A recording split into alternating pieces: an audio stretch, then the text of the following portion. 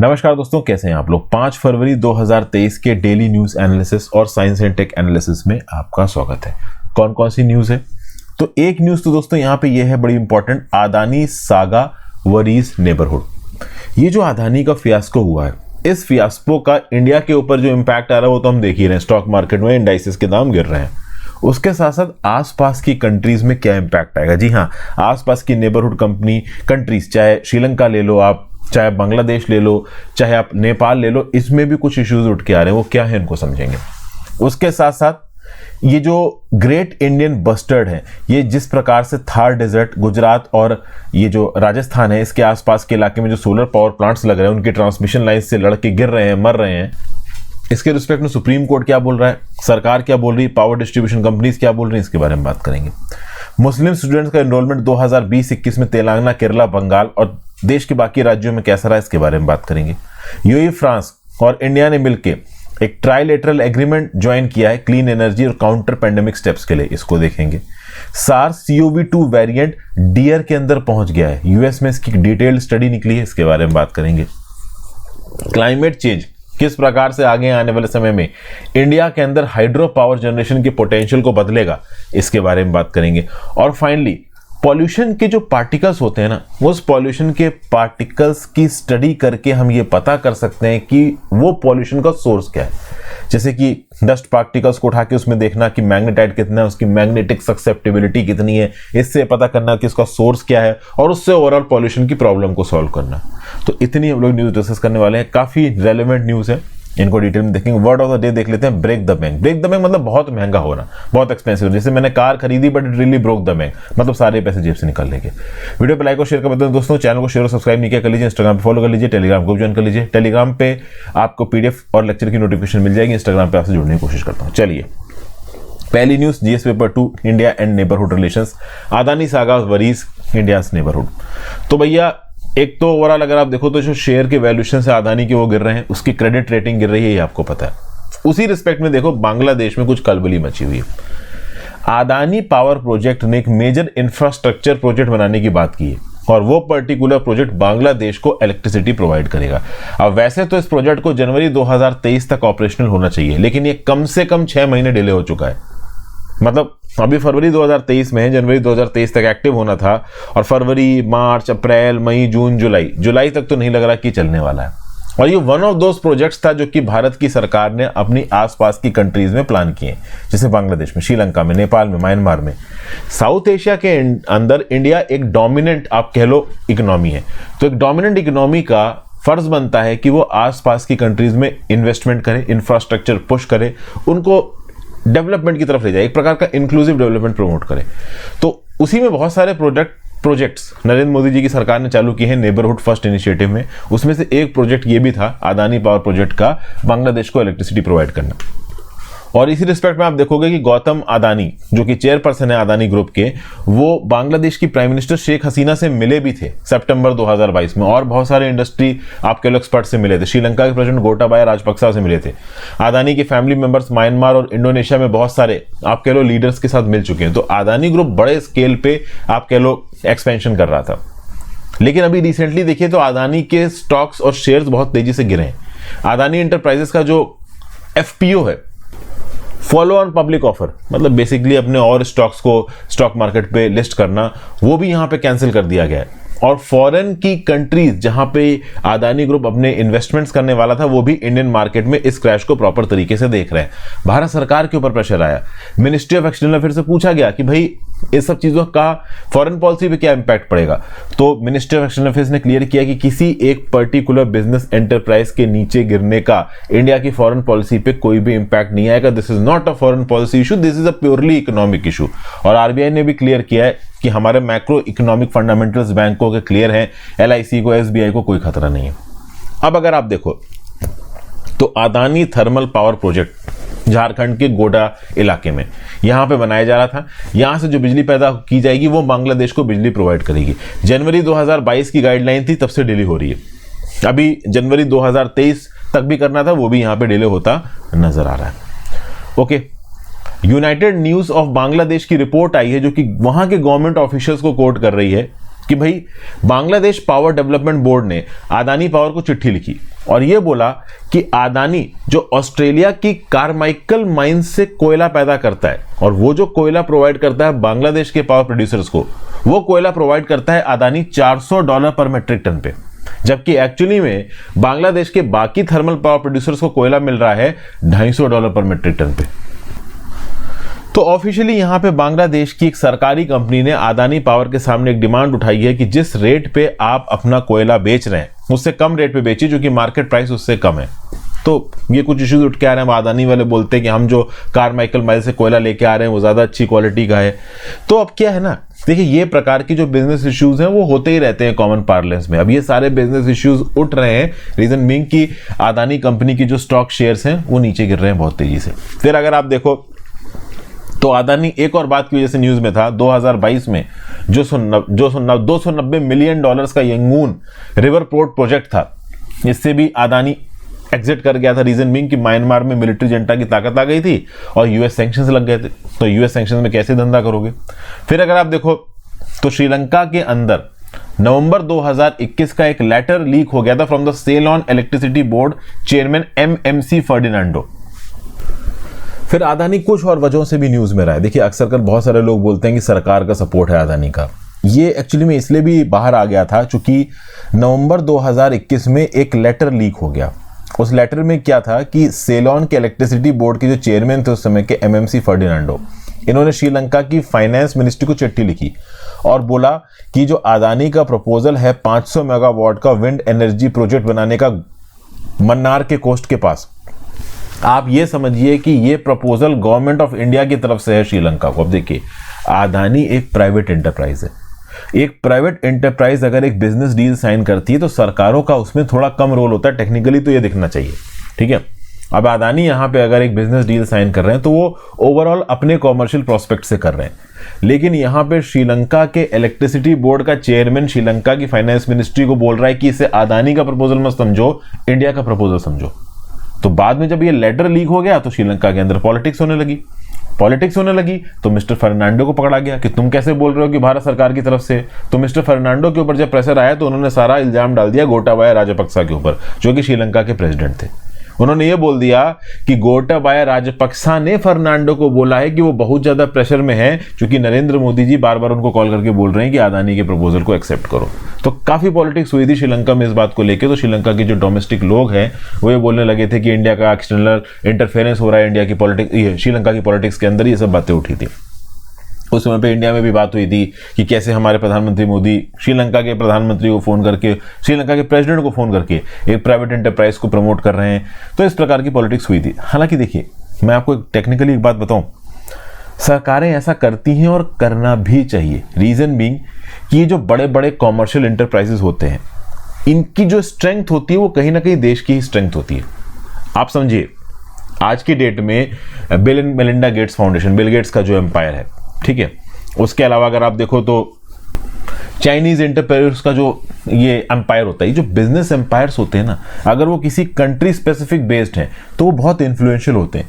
US आज की date में एक इकोनॉमिक पावर हाउस है। क्यों? क्योंकि यूएस के अंदर ऐसे बहुत सारे बिलियनियर एंटरप्राइजेस हैं। अगर गौतम अदानी का अदानी ग्रुप हो गया, मुकेश अंबानी का अंबानी ग्रुप हो गया, इस प्रकार के ग्रुप्स इंडिया के अंदर ज्यादा होंगे तो इंडिया की इकोनॉमिक प्रोग्रेस ज्यादा होगी।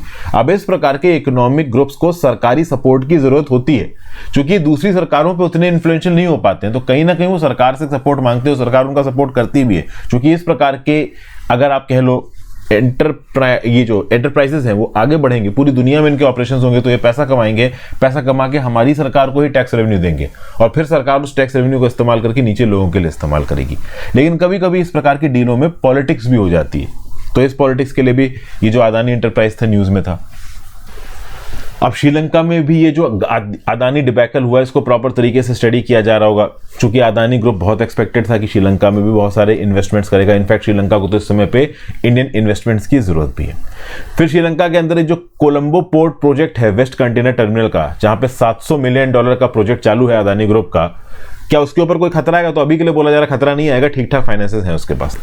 अब ये तो हमने बात की म्यांमार की और बांग्लादेश की और श्रीलंका की। अब बात कर लेते हैं नेपाल की। नेपाल के अंदर जो हाइड्रो पावर प्रोजेक्ट्स बन रहे हैं, उन हाइड्रो पावर प्रोजेक्ट्स की जो रिन्यूएबल एनर्जी के साथ ग्रिड जोड़ने वाली जो ट्रांसमिशन लाइंस है ना, वो बनाने का कॉन्ट्रैक्ट किसके पास जा रहा था? अदानी ग्रुप के पास जा रहा था। अभी जाएगा नहीं जाएगा पता नहीं। इस प्रकार की देखिए क्या है, नेपाल के अंदर के हाइड्रो पावर पोटेंशियल को इस्तेमाल करके वहां पे हाइड्रो पावर प्लांट्स बना दो। अब नेपाल की तो इलेक्ट्रिसिटी कंजम्पशन ज्यादा नहीं है, तो बेचोगे कहाँ? तो भाई भूटान को बेचेंगे, इंडिया को बेचेंगे, और लंबी ट्रांसमिशन लाइन बिछा दी तो बांग्लादेश तक पहुंच जाएगा, और टारगेट तो ये कि उसको श्रीलंका तक भी पहुंचा देंगे। तो बहुत सारे इंफ्रास्ट्रक्चर इन्वेस्टमेंट प्रोजेक्ट्स में अदानी की कंपनी इन्वॉल्व थी, और इन प्रोजेक्ट्स के लिए, नेपाल के प्रोजेक्ट के लिए नेपाल के पीएम शेर बहादुर देउबा दिल्ली में भी आए थे। मोदी जी ने एक जॉइंट विजन स्टेटमेंट इशू किया था एनर्जी कॉर्पोरेशन के लिए। अदानी ग्रुप के ऑफिशियल्स नेपाल भी गए थे। हाइड्रो पावर जो प्रोजेक्ट्स है कर्नाली बेसिन का, वहां पे उनका इंटरेस्ट भी था ट्रांसमिशन लाइन्स लगाने में।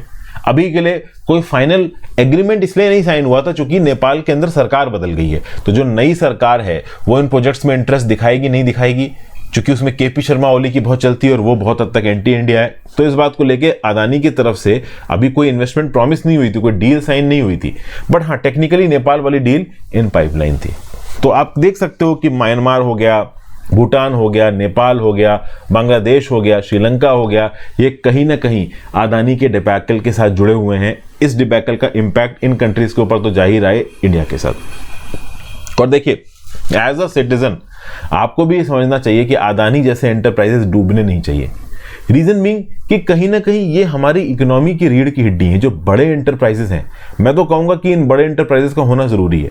भले हम एक सोशलिस्टिक माइंडसेट रखते हैं थोड़ा थोड़ा, बट जितना बड़ा एंटरप्राइज होगा इंडिया के अंदर, उतनी ही इंडिया की हार्ड पावर सॉफ्ट पावर दोनों बढ़ेगी। इस प्रकार के बड़े बड़े एंटरप्राइजेस, हाँ मैं ये कह रहा हूँ मोनोपोली नहीं होनी चाहिए। ये सरकार को इंश्योर करनी चाहिए कि ये बड़े एंटरप्राइज अपनी मोनोपोली बना के ना बैठ जाए, लेकिन at the same point of time इनका होना भी इकोनॉमी के लिए एक बहुत बड़ा पुश होता है, प्लस पॉइंट होता है।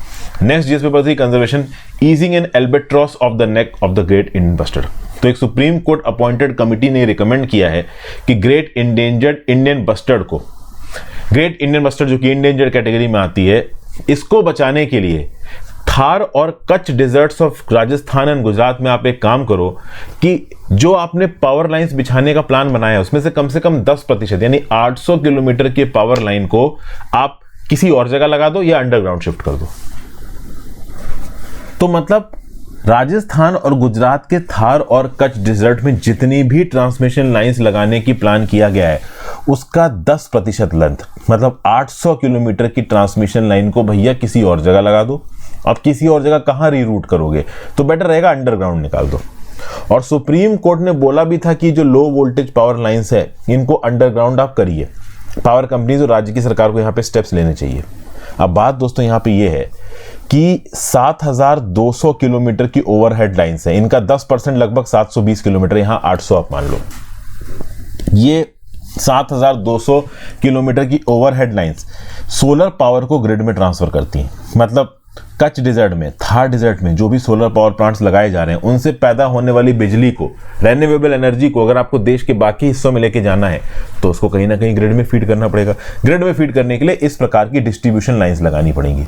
अब ये डिस्ट्रीब्यूशन लाइंस में ये ग्रेट इंडियन बस्टर्ड नाम की जो बर्ड है जो कि काफी बड़ी होती है वो जाके फंस जाती है, इनसे कोलाइड करती है, मर जाती है जलने की वजह से।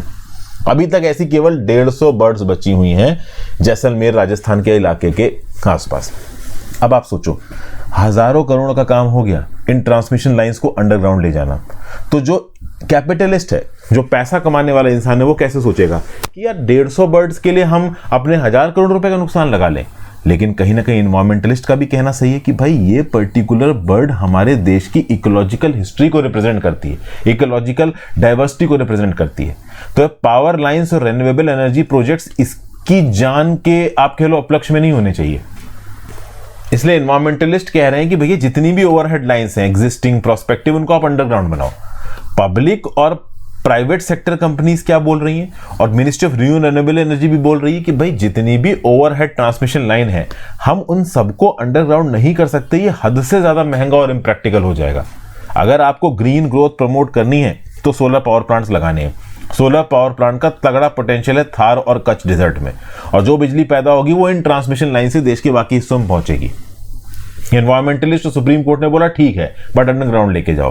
पावर कंपनीज बोल रही कि अंडरग्राउंड तो इतना महंगा हो जाएगा कि सोलर पावर कंपीट ही नहीं कर पाएगी थर्मल पावर से, कोई खरीदेगा ही नहीं इतनी महंगी इलेक्ट्रिसिटी।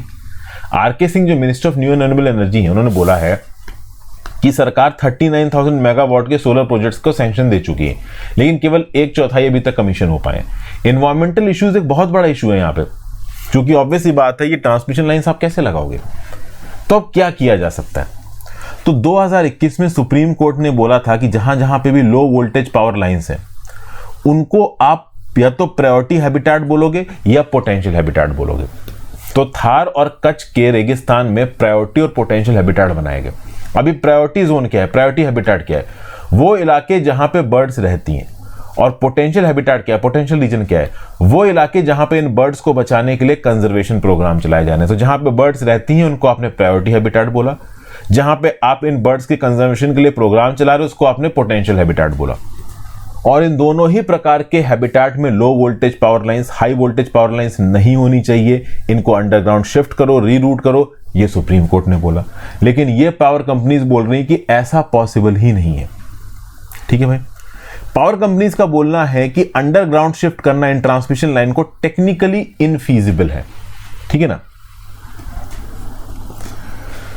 तो इस रिस्पेक्ट में सॉल्यूशन क्या है? सॉल्यूशन ये है कि सुप्रीम कोर्ट द्वारा एक 3 मेंबर की कमेटी अपॉइंट की गई है। तो ये पावर कंपनीज इस 3 मेंबर की कमेटी के पास जा सकती हैं और इस 3 मेंबर की कमेटी से परमिशन ले सकती हैं। किस बात की परमिशन? परमिशन ये है कि ठीक है भाई, आप अपनी ट्रांसमिशन लाइंस को अंडरग्राउंड शिफ्ट नहीं करोगे, ऊपर ही रखोगे, लेकिन उसमें आप कुछ मॉडिफिकेशन करोगे। अभी मॉडिफिकेशन क्या है? तो आप इन पावर लाइंस में बर्ड डाइवर्टर लगाओगे। बर्ड डाइवर्टर, ये बर्ड डाइवर्टर फ्लैप्स होते हैं। ये फ्लैप्स रिफ्लेक्टर की तरह काम करते हैं और ये रिफ्लेक्टर फ्लाइंग बर्ड्स को नजर आता है। तो 50 मीटर दूर से अगर कोई ग्रेट इंडियन बस्टर्ड उड़ती हुई आ रही है तो ये फ्लैप रिफ्लेक्टर से आने वाली जो चमक है वो उस पर्टिकुलर बर्ड को दिखेगी और उस बर्ड को पता चल जाएगा कि सामने कुछ है, तो ये अपना रूट बदल लेगी। लेकिन अब एक प्रॉब्लम है, इन बर्ड्स का फ्रंटल विजन होता है। फ्रंटल विजन होने का मतलब इनका साइड विजन नहीं। जैसे आप अपनी आंख से अगर सामने देखो तो आंख से आप बिल्कुल सीधे भी देख सकते हो और साइड की चीजें भी देख सकते हो बिना हेड को पूरी तरीके से घुमाए। तो आप ये मान के चल लो कि ये एक इंसान खड़ा हुआ, ये मिंडी है, ये उसके आंखों का डायरेक्शन है। तो यहां से लेके यहां तक का जो इलाका है वो एक ह्यूमन आई देख सकती है, लेकिन जब एक ग्रेट इंडियन बस्टर्ड उगेगी वो सीधे देख पाएगी, साइड का नहीं देख पाएगी। तो अगर साइड पे कोई ओवरऑल अब तार है तो वो नजर नहीं आएगा। समझ गए बात को? तो मान लो कि यहां पे कोई ट्रांसमिशन लाइन है, ऐसे कोई ट्रांसमिशन लाइन है, इधर फ्लैप लगा हुआ, डाइवर्टर लगा हुआ, यहां से ग्रेट इंडियन बस्टर्ड उड़ती हुई आ रही, सामने से चमक पड़ी दिख जाएगा। लेकिन मान लो लाइन ऐसी है और ग्रेट इंडियन बस्टर्ड उड़ती हुई ऐसे आ रही है और यहां पे डाइवर्टर लगा है, तो उसकी चमक ऐसे आ रही होगी और इस पर्टिकुलर बर्ड के पास साइड विजन है नहीं, तो ये सीधे जाके इस लाइन से भिड़ जाएगी। क्योंकि आप पूरी लाइन में हर जगह तो ना डाइवर्टर लगा दोगे। तो कुल मिला के ये जो डाइवर्टर वाला सिनारियो है ना, वो कॉलिजन को पूरी तरीके से अवॉइड नहीं कर सकता। ये डाइवर्टर्स एक्चुअली में एक स्मॉल कॉस्ट को ही बढ़ाते हैं।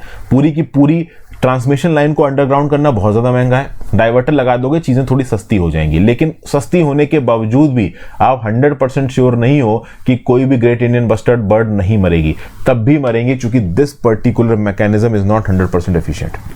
तो इस बात को लेके बहस जारी है, देखिए क्या होता है। वैसे इकोनॉमिक सेंस के हिसाब से देखोगे तो सुप्रीम कोर्ट ने भले डिसीजन दे दिया है, पावर ट्रांसमिशन लाइन पूरी तरीके से अंडरग्राउंड जाए, इस बात के चांसेस थोड़े कम है, ये मुझे ऐसा लगता है।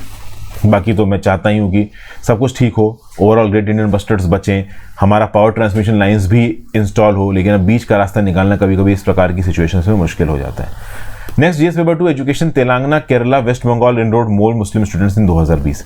जो लोग सोशियोलॉजी ऑप्शनल की तैयारी करते हैं ना, उनके लिए पर्टिकुलर न्यूज और यहाँ पे दिया हुआ जो डाटा है, जो स्टैटिस्टिक्स है, बहुत इंपॉर्टेंट है। जनरल स्टडीज के लोगों के लिए बहुत इंपॉर्टेंट है। ऐसे में आप इस प्रकार का डाटा कोट कर सकते हो।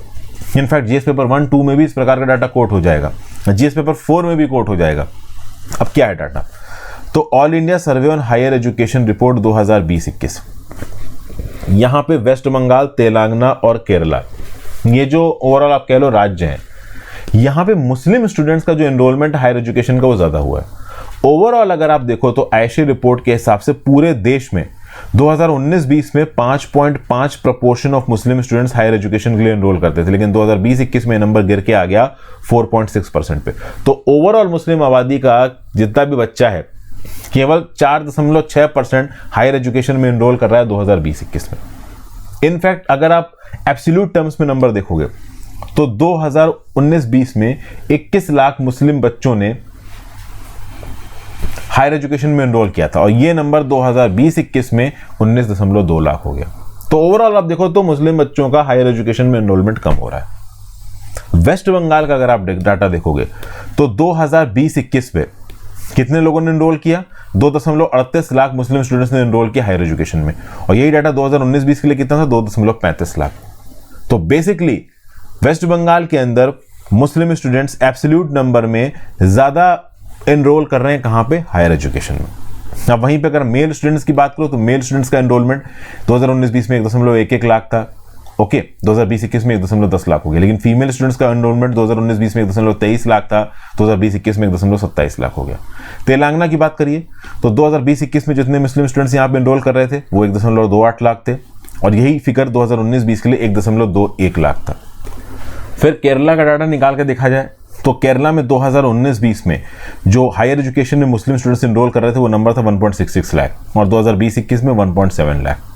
उत्तर प्रदेश की बात की जाए तो 2019-20 में मुस्लिम स्टूडेंट्स थे 3.57 लाख जो कि हायर एजुकेशन में एनरोल कर रहे थे, ये नंबर 2020-21 में हो गया 2.99 लाख। कश्मीर के लिए नंबर 2019-20 में था 1.78 लाख, 2020-21 में 1.31 लाख।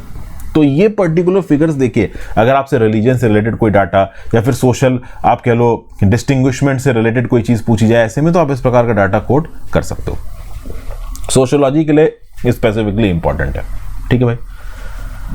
तो ओवरऑल आप देखो तो मुस्लिम कम्युनिटी के जो स्टूडेंट्स हैं वो हायर एजुकेशन में कम एनरोल कर रहे हैं, लेकिन ओवरऑल जो बच्चे हैं 2019-20 के कंपैरिजन में 2020-21 में सारे धर्मों के 7.5% एनरोलमेंट बढ़ा है हायर एजुकेशन में। तो इसका वजह क्या है?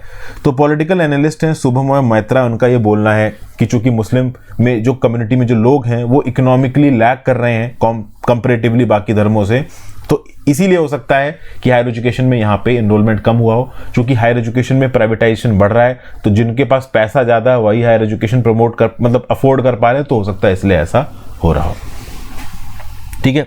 इनफैक्ट वो राज्य जहां पे एक लेफ्टिस्ट ट्रेंड है, जहां पे प्रो प्योर लिबरल ट्रेडिशन है, वहां पे मुस्लिम स्टूडेंट्स का एनरोलमेंट हायर एजुकेशन में बढ़ता नजर आ रहा है। फॉर एग्जांपल हमने देखा वेस्ट बंगाल, केरला और तेलंगाना। इनफैक्ट वो राज्य जहां पे प्राइवेट इंस्टीट्यूट के रिस्पेक्ट में सरकारी इंस्टीट्यूट्स को ज्यादा इंपॉर्टेंस दी जा रही है, सरकार सरकारी इंस्टीट्यूट्स में ज्यादा खर्च कर रही है, वहां पे ज्यादा सरकारी इंस्टीट्यूशंस है, वहां पे भी ओवरऑल आपको मुस्लिम स्टूडेंट्स का एनरोलमेंट बढ़ता हुआ नजर आएगा। अब ये तो बात हो गई धर्म की। एक है पर्सन्स विद डिसेबिलिटी कैटेगरी, ठीक है ना। पर्सन्स विद डिसेबिलिटी कैटेगरी में अगर आप देखो 2019-20 में कितने बच्चों ने एनरोल किया था? 92,831 हायर एजुकेशन में, जो कि 2020-21 में आ चुका है 79,035 पे। वेस्ट बंगाल, केरला और तेलंगाना, इन्होंने भी स्टूडेंट्स का एनरोलमेंट इस पर्टिकुलर कैटेगरी में बढ़ता हुआ देखा है। और पर्सन्स विद डिसेबिलिटी में भी जो एनरोलमेंट घटा है, फीमेल स्टूडेंट्स में ज्यादा घटा है। जो पर्सन्स विद डिसेबिलिटी में जो फीमेल स्टूडेंट्स वाली कैटेगरी थी वो 2019-20 में एनरोलमेंट था 45,000 और 2020-21 में हो गया 29,701। तो पर्सन्स विद डिसेबिलिटी में भी फीमेल कैटेगरी में जो ओवरऑल फिगर्स हैं वो बहुत ज्यादा डिस्करेजिंग है। वेस्ट बंगाल की बात करें तो हायर एजुकेशन में पर्सन्स विद डिसेबिलिटी का जो एनरोलमेंट है 2019-20 में 3589 था, 2020-21 में 7,082, अच्छा खासा बढ़ा है। तेलंगाना में नंबर 2019-20 में था 2,940 और 2020-21 में था 3,104, और केरला में नंबर 3,710 था 2019-20 में और 3,991 हो गया 2020-21 में, ठीक है। आगे आ जाते हैं GS paper 2 international cooperation. India joins UAE France for trilateral on clean energy counter pandemic steps.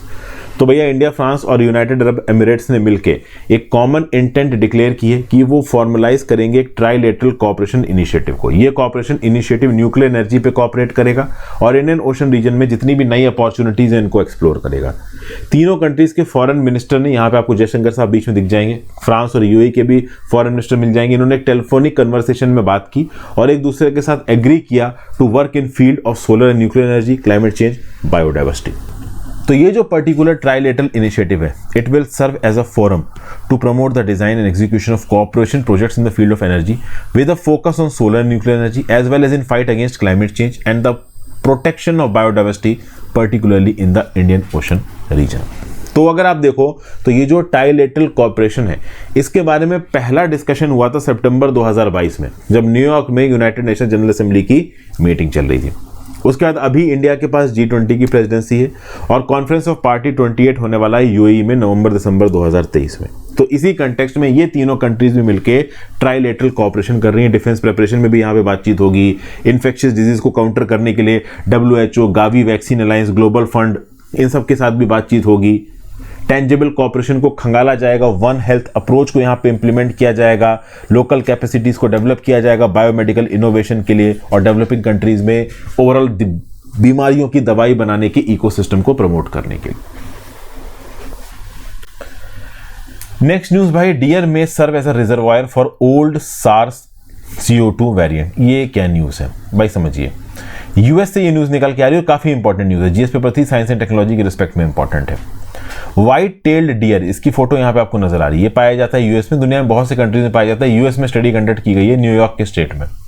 तो भैया SARS-CoV-2 वायरस जो ह्यूमंस के अंदर प्रोपोगेट हो रहा था वो इस डियर में भी पाया गया।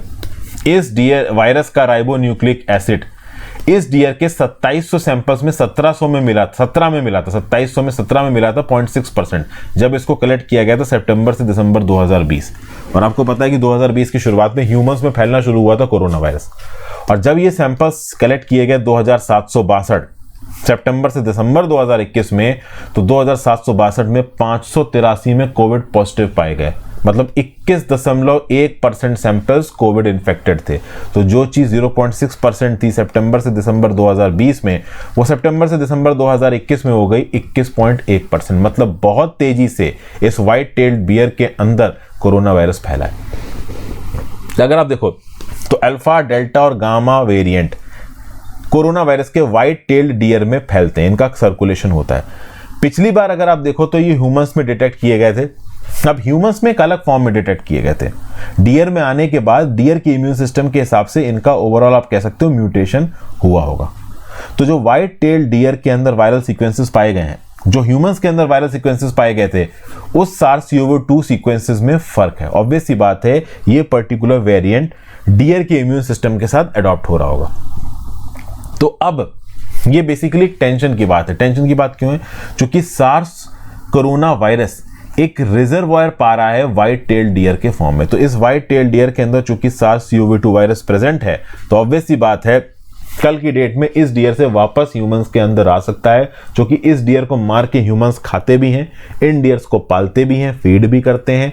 तो ओवरऑल ट्रांसमिशन यहाँ पे हो सकता है, और ट्रांसमिशन होने के चांसेस भी हैं, क्योंकि देखिए व्हाइट टेल डियर के अंदर ACE2 रिसेप्टर्स हैं, और ACE2 रिसेप्टर्स ही ह्यूमंस के अंदर भी हैं। तो कोरोना वायरस ह्यूमंस के अंदर भी इसी ACE2 रिसेप्टर से घुसता है, और डियर के अंदर भी इसी ACE2 रिसेप्टर से घुसा होगा। तो कल की डेट में डियर से ही ये कोरोना वायरस वापस ह्यूमंस के अंदर आ सकता है। अब सबसे टेंशन की बात ये है, ह्यूमंस का इम्यून सिस्टम अलग, डियर का अलग। डियर के अंदर SARS-CoV-2 वायरस अलग तरीके से म्यूटेट हुआ है, तो वो कल की डेट में किसी ह्यूमन के अंदर आके कितना डेडली, डेंजरस, क्रूअल और खतरनाक होगा, इसके बारे में अभी के लिए नहीं बोल सकते।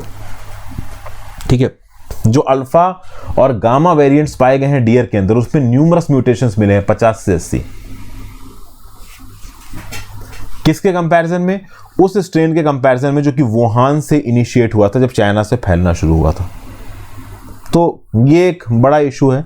तो व्हाइट टेल डियर की पॉपुलेशन के अंदर SARS-CoV-2 के फैलाव को रोकना पड़ेगा, मिनिमाइज करना पड़ेगा। मिनिमाइज कैसे करना पड़ेगा, वो एक बड़ा सवाल है, क्योंकि अब व्हाइट टेल डियर को आप बड़ी तादाद में मार नहीं सकते, एलिमिनेट नहीं कर सकते। तो लेट्स सी यहाँ पे क्या होता है। Next GS paper 3 science and technology, climate change will increase hydro power generation in India. अब इंडिया में अगर कोल पावर प्लांट्स के बाद अगर आप देखो इलेक्ट्रिसिटी को प्रोवाइड करने वाला सबसे बड़ा सोर्स वो है hydro power. Hydro power is the second highest power producing source at 13% in India. It is a significant contributor to clean global electricity generator. क्योंकि हाइड्रो पावर से सीधे सीधे एमिशंस नहीं हो रहे हैं। अब वो अलग बात है कि इसके कुछ इकोलॉजिकल कॉन्सिक्वेंसेज है, बट उनको अभी के लिए यहाँ पे साइड रखा गया। अब हुआ ये है कि IIT गांधीनगर की 2 मेंबर टीम बनाई गई। इसने कुछ ऑब्जर्वेशंस किए, क्लाइमेटिक प्रोजेक्शंस किए, जो भी ऑब्जर्वेशंस, क्लाइमेटिक प्रोजेक्शंस दूसरी इन्वायरमेंटल एजेंसीज द्वारा किए गए हैं, इन सबको स्टडी किया। अब जहां जहां पे भी डैम बने हैं उनके कैचमेंट एरिया में हाइड्रोक्लाइमेटिक चेंजेस की वजह से क्या इंप्लीकेशन आएगा हाइड्रो पावर जनरेशन के ऊपर, और खासकर यह स्टडी की गई है नॉर्थ, सेंट्रल और साउथ इंडिया के 46 मेजर डैम्स को लेके। तो इसके बेसिस पे कुछ प्रोजेक्शन किए गए हैं इस 2 मेंबर की टीम के द्वारा। उस प्रोजेक्शन को हम लोग समझने की कोशिश करते हैं। 46 मेजर रिजर्वायर्स के रिस्पेक्ट में प्रोजेक्शन किए गए हैं। नॉर्थ, सेंट्रल और साउथ इंडिया हर जगह पे मेजर डैम्स एग्जिस्ट करते हैं, और 1995 से लेकर 2014 तक का डाटा है हमारे पास। इस डाटा के बिहाफ पे और ओवरऑल इस डाटा को रिप्रेजेंटेशन में रखते हुए, एक बेस रखते हुए, जो भी क्लाइमेट प्रोजेक्शंस हैं, हाइड्रोक्लाइमेटिक चेंजेस हैं, इनको ध्यान में रखते हुए 2021 से 40 में क्या होने वाला है, मिड 2041 से 2060 में क्या होने वाला है, फार 2081 से 2100 में क्या होने वाला है, इसको यहाँ पे एस्टिमेट किया गया है।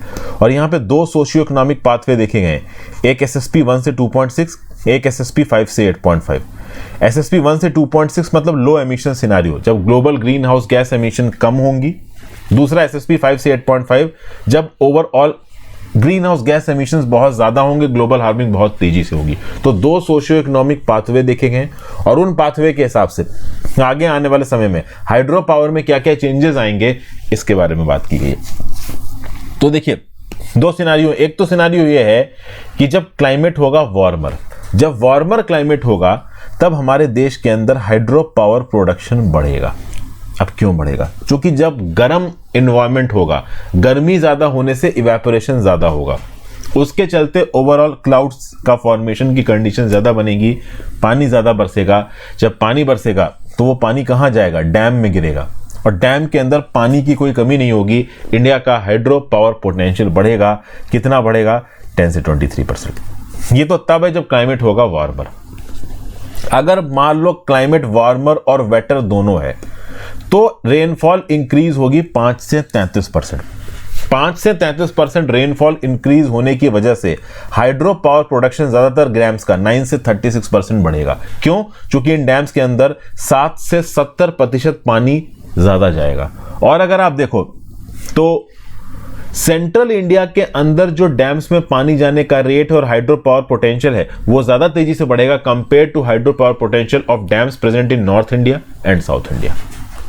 लेकिन यहां पे एक कैच है। कैच क्या है? कैच ये है, चेन्नई में फ्लड्स आए, केरला में फ्लड्स आए। प्रॉब्लम क्या थी? प्रॉब्लम ये थी कि उन वहां के कैचमेंट इलाकों में जो डैम थे ना वो ऑलरेडी पूरे फिल थे, और तरीके से पानी बरसता ही जा रहा था। तो डैम के अंदर अब पानी स्टोर करने की जगह नहीं बची थी। तो जब डैम बुरी तरीके से भर जाएगा, अगर आप पानी रिलीज नहीं करेंगे, डैम ब्रेक हो जाएगा, टूट जाएगा। उस केसेस में जान माल का ज्यादा नुकसान हो सकता है। तो अगर डैम पूरी तरीके से भरा हुआ है और पानी बरसता ही जा रहा है तो आपको पानी छोड़ना पड़ेगा, और जब आप पानी छोड़ोगे तब नीचे फ्लडिंग के चांसेस बढ़ेंगे। तो ये एक छोटा सा कैच है यहाँ पे। ये छोटा सा कैच लॉन्ग टर्म में बहुत बड़ा हो सकता है। अगर डैम्स के अंदर इंक्रीज्ड इनफ्लो होता है हाई रेनफॉल के चलते, एक्सट्रीम रेनफॉल के चलते, तो डैम्स में वाटर स्टोरेज की प्रॉब्लम आ सकती है एक्सेसिव इनफ्लो ऑफ द पानी की वजह से, और डाउनवर्ड्स इलाकों में आप कह लो फ्लडिंग की सिचुएशन आ सकती। तो ये यहाँ पे एक व्यू पॉइंट बताया जा रहा था। तो बेसिकली अगर आप देखो तो तीनों इलाके के लिए अलग अलग पोजीशंस दिए गए हैं, सेंट्रल के लिए अलग, साउथ के लिए अलग, नॉर्थ इंडिया के लिए अलग। अब ये बताया जा रहा है नॉर्थ इंडिया में वार्मिंग के चांसेस ज्यादा हैं, सेंट्रल साउथ इंडिया में कम है। वो ऑब्वियस सी बात है दोस्तों। अब देखिए नॉर्थ इंडिया इक्वेटर से सबसे ज्यादा दूर है, तो ऑब्वियस सी बात है वहां वार्मिंग ज्यादा होगी। सेंट्रल साउथ इंडिया थोड़ा इक्वेटर के पास है, वो ऑलरेडी थोड़े ज्यादा कम है। साउथ इंडिया का एवरेज टेम्परेचर आपको पता है नॉर्थ इंडिया के एवरेज टेम्परेचर से ज्यादा ही होता है अगर आप पूरा साल का कंपेयर करो तो नॉर्थ इंडिया में आगे आने वाले समय में 5 डिग्री सेंटीग्रेड तक एवरेज टेम्परेचर बढ़ सकता है। सेंट्रल और साउथ इंडिया में 3 से 4 डिग्री सेंटीग्रेड तक बढ़ सकता है। तो इस एवरेज टेम्परेचर के बढ़ने के चलते आगे आने वाले समय में Ganga, Mahanadi, Brahmani, west coast river basins, यहाँ पे जो भी डैम बने हैं, इन डैम के अंदर इनफ्लो बढ़ सकता है। लेकिन एक सिनारियो ये भी है कि इनफ्लो घट भी सकता है। उसका रीजन ये है कि जब गर्मी बढ़ेगी, एटमॉस्फेरिक टेम्परेचर बढ़ेगा, तो वो टेम्परेचर नीचे जो ऑलरेडी रिजर्वायर्स बने हुए हैं, पॉन्ड्स, डैम्स, नदियां, उनके पानी को ज्यादा इवेपोरेट करेगा, जो कि गर्मी है। और गर्मी में अगर आप देखो तो ओवरऑल हवा की मॉइस्चर को खींचने की और रिटेन करने की ताकत भी बढ़ जाती है। हाई टेम्परेचर पे मॉइस्चर को रिटेन करने की ताकत बढ़ जाती है, तो हवा ज्यादा मॉइस्चर रख सकती है और गर्मी के चलते इवेपोरेशन भी ज्यादा होगा। तो एक सिनारियो ये भी बन सकता है कि पानी बरस रहा है, लेकिन at the same point of time जो पानी के सोर्सेज उससे इवेपोरेशन भी ज्यादा हो रहा है। तो excessive temperature increase longer term में कुछ काउंटर प्रोडक्टिव रिजल्ट्स भी लेके आ सकता है। ये इवेपो ट्रांसमिशन रेट अगर बहुत ज्यादा हो गया तो ओवरऑल पानी जिस स्पीड से अभी इवेपोरेट होता था उससे बहुत ज्यादा तेजी से इवेपोरेट होता। तो बहुत से सिनारियो बनते नजर आ रहे हैं। एक सिनारियो आपको ये बनता नजर आ रहा है कि प्रेसिपिटेशन तेज होगा, हाइड्रो पावर पोटेंशियल बढ़ेगा, लेकिन चूंकि गर्मी बढ़ रही है तो जो नॉर्थ इंडिया में हिमालयन ग्लेशियर्स हैं वो ग्लेशियर्स पिघल जाएंगे। तो जब आइस पिघल जाएगी तो आइस से बहुत ज्यादा पानी का सोर्स नहीं बचेगा, लेकिन उस कम पानी के सोर्स को एक्सेसिव रेनफॉल कंपनसेट कर देगी। लेकिन कभी कभी ज्यादा गर्मी के चलते जो ऑलरेडी अवेलेबल वाटर सोर्सेज है वहां पे इवेपोरेशन ज्यादा होगा। तो अभी के लिए यहां पे प्रोजेक्शंस किए जा रहे हैं, ठीक है ना। तो अभी के लिए प्रोजेक्शंस किए जा रहे हैं। ये प्रोजेक्शंस लॉन्ग टर्म में किस प्रकार से अपने आप को सामने लेके आएंगे ये तो देखो भाई 10, 15, 20, 25 साल बाद ही पता चलेगा। तो इसीलिए रिजर्वायर ऑपरेशंस को हमें स्ट्रेंथन करना चाहिए। रिलायबल वेदर और इनफ्लो फोरकास्ट होने चाहिए हमारे पास, तभी एक्सट्रीम रेनफॉल के समय पे हम ओवरऑल हाइड्रो पावर पोटेंशियल को मैनेज कर सकते हैं, अपनी डैम्स की सेफ्टी को इंश्योर कर सकते हैं, फ्लड लाइक सिचुएशंस को अवॉइड कर सकते हैं, वगैरह वगैरह। ठीक है भाई। फिर अगली news, GS paper 3 science and tech, magnetite in road side dust reveal source of population. भाई जादवपुर यूनिवर्सिटी के जियोलॉजिस्ट ने ओवरऑल किसी एक पर्टिकुलर इलाके में पॉल्यूशन का एग्जैक्ट सोर्स क्या है इसको पता करने की एक टेक्निक निकाली है। जो सड़कों के किनारे डस्ट कलेक्ट होती है, तो उस डस्ट को इकट्ठा करो और उसको फिर उसके मैग्नेटिक फील्ड के लिए टेस्ट करो। उसके अंदर कितने मैग्नेटिक एलिमेंट्स हैं उनके प्रेजेंस को चेक करो। इससे आप ये पता कर सकते हो कि वो डस्ट आ कहां से रही है। कोलकाता में 2016 में 50 अलग अलग सैंपल से डस्ट सैंपल्स को इकट्ठा किया गया, उनको स्क्रैपर से स्क्रब किया गया, ब्रश से उनका मॉइस्चर हटाया गया, फिर मैग्नेटिक ससेप्टिबिलिटी के लिए उनको टेस्ट किया गया। जब आप ये पता कर लेते हो कि एक पर्टिकुलर एलिमेंट कितना मैग्नेटाइज्ड है, उसकी मैग्नेटिक ससेप्टिबिलिटी क्या है, उसके शेप्स एंड साइजेस को आप चेक कर लेते हो, तो आपको कहीं ना कहीं ये पता चल जाता है कि भाई ये पर्टिकुलर डस्ट पार्टिकल आ कहां से रहा है। जैसे कि फॉर एग्जांपल अगर किसी डस्ट पार्टिकल में मैग्नेटाइट ज्यादा है तो पूरे चांसेस है कि वो एक ऐसी जगह से आया होगा, एक ऐसे पर्टिकुलर रोड से जहां पे ट्रैफिक बहुत ज्यादा है। क्योंकि जब व्हीकल इंजन में हायर टेम्परेचर पे अगर कोई चीज बर्न होगी तो मेल्ट लाइक स्ट्रक्चर्स पैदा होंगे, उनके अंदर मैग्नेटाइट का कंटेंट ज्यादा होगा। उसी प्रकार से वो व्हीकल जहां पे एब्रेडेड और कोरोडेड पार्क ज्यादा है वो एंगुलर रिच आयन पार्टिकल्स को अपने डस्ट में एमिट करते हैं। तो बेसिकली पर्टिकुलरली आप डस्ट पार्टिकल की स्टडी करके, गंदगी की स्टडी करके ये पता कर सकते हो कि एक्चुअली में इस पर्टिकुलर पॉल्यूशन का सोर्स क्या है। अब अगर आपको पॉल्यूशन का सोर्स पता चल जाएगा तो आपके लिए पॉल्यूशन प्लानिंग करने में आसानी होगी, आप आसानी से उसको चेक में लेके आ सकते हो। तो ये प्रकार की टेक्नोलॉजी की इकोनॉमिकली डेवलपिंग कंट्रीज के लिए बहुत इंपॉर्टेंट है। यहां पे ये नहीं बताया गया कि आप पॉल्यूशन को कैसे कम करोगे, यहां पे ये बताया गया कि डस्ट को टेस्ट करके आप ये पता कर सकते हो कि ये डस्ट पॉल्यूशन आ कहां से रहा है और फिर उस पॉल्यूशन के सोर्स को आप रिजॉल्व कर सकते हो। फिर आगे गिर भाई 3 news, study find 3 different mixtures used for embalming. Mummies बनाई जाती थी तो लाश को ओवरऑल कपड़े से ढक दिया जाता था चारों तरफ से। वो जो कपड़ा था या फिर जो कवरिंग थी उसको कैसे बनाया जाता था, उसी रिस्पेक्ट में scientific ancient Egyptian receives for chemical mixtures used in embalming different nature body parts, different human body parts. इसके बारे में नेचर में एक स्टडी छपी है। तो जो ममीफिकेशन प्रोसेस था इसमें कितने अलग अलग प्रकार की एम्बाल्मिंग सब्सटेंसेस को इस्तेमाल किया जाता था। 3 अलग अलग मिक्सचर्स थे जिसमें elemi resin, pistacia tree, by products of juniper of cypresses पाए जाते थे, बीस वैक्स के। इनको हेड को इम्बाल्व करने के लिए इस्तेमाल किया जाता था, दूसरे मिक्सचर्स को बॉडी को वॉश करने के लिए, स्किन को सॉफ्टन करने के लिए इस्तेमाल किया जाता था। तो इसके रिस्पेक्ट में स्टडी छपी है, उतनी इंपॉर्टेंट है नहीं। Mammals generally live longer in groups than in isolation. तो भैया सॉलिटरी में जो स्पेशीज रहती है, जो स्पेशीज थोड़ा अलग अलग रहती है, उसके रिस्पेक्ट में जो मैमल्स की स्पेशीज ग्रुप में रहती है, ग्रुप वाली स्पेशीज ज्यादा लंबे समय तक टिकेंगी। ओवरऑल ये पता चली है एक फाइंडिंग में, जब एनालाइज किया गया 1000 मैमल्स के सैंपल को। यहाँ पे गोल्डन स्नब नोज्ड मंकी को भी एनालाइज किया गया, बो हेड व्हेल और हॉर्सशू बैट को भी एनालाइज किया गया। ओवरऑल इनकी लॉन्गेविटी को समझने की कोशिश करी गई। ये जो ग्रुप लिविंग स्पेशीज है ये बेसिकली लंबा रहती हैं when compare to solitary species. तो भाई ग्रुप लिविंग स्पेशीज को सॉलिटरी लिविंग स्पेशीज के साथ ओवरऑल कोरिलेट करके सोशल ऑर्गेनाइजेशन और लॉन्गेविटी के रिस्पेक्ट में यहाँ पे एक एवोल्यूशन डाटा निकाला गया और पता किया गया ग्रुप में रहने वाले मेंबर्स इंडिविजुअल रहने वाले मेंबर्स से लंबा टिकते हैं। फिर machine learning combs radio signals from space. तो भैया मशीन लर्निंग मेथड से स्पेस से आए गए डाटा को आप कह लो यहाँ पे सेग्रीगेट किया गया। जैसे फॉर एग्जांपल 480 घंटे का डाटा रॉबर्ट सी बायर्ड ग्रीन बैंक टेलीस्कोप से जो पैदा किया गया है 820 स्टार का, इसको एनालाइज किया गया। 115 मिलियन स्निपेट्स थी डाटा की, जिसमें से 3 मिलियन सिग्नल्स इंटरेस्ट के ढूंढे गए और फाइनली 8 ऐसे सिग्नल्स ढूंढे गए जो पहले डिटेक्ट ही नहीं किए गए। तो अपने आप मशीन लर्निंग की मदद से यहाँ पे स्पेस से आए हुए सिग्नल्स को सेग्रीगेट किया जा रहा है, डिटेक्ट किया जा रहा है। तो यहाँ पे लेक्चर खत्म करता हूँ। Thank you for watching friends. Video को लाइक और शेयर कर देना। Have a great